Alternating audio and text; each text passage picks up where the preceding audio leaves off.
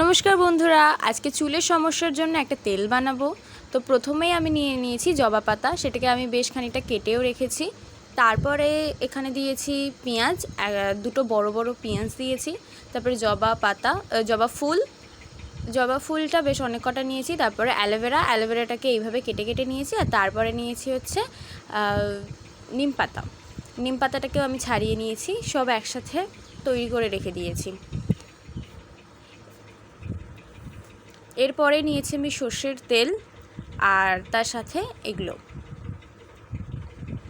আমি ইউজ করছি এই নারকেল তেলের এই প্যাকেটটা, যেটা 40 টাকা দাম নিয়েছে।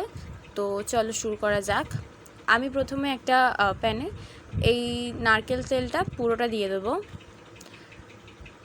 আমি অনেকটা বানাবো বলে আমি নারকেল তেলটা পুরোটা দিয়ে দিচ্ছি। তারপরে আমি দেব সর্ষের তেলটা নারকেল তেলের অর্ধেক বা একটু কমও দিতে পারো। আমি এখানে কিছুটা দিয়েছি। তারপরেই এক এক করে আমি যেইগুলো রেখে দিয়েছিলাম, জবা ফুল, জবা পাতা, পেঁয়াজ, অ্যালোভেরা, সব একটা একটা করে দিয়ে দিচ্ছি।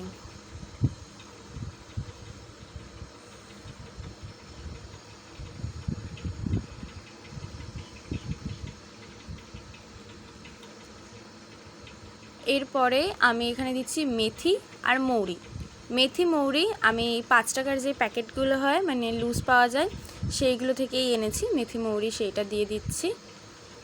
এরপরে আমি এটাকে নিয়ে যাব কড়াইতে রান্না করাতে। তো এটাই যতক্ষণ না রঙটা কালো হয়ে যায় ততক্ষণ না এটা আমি ফুটাবো।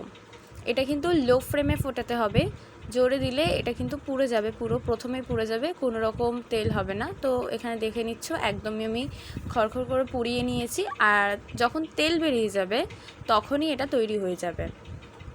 এরপরেই একটা কন্টেনারে আমি বের করে নেব, ঠান্ডা হয়ে যাওয়ার একদিন পরে মাখবো।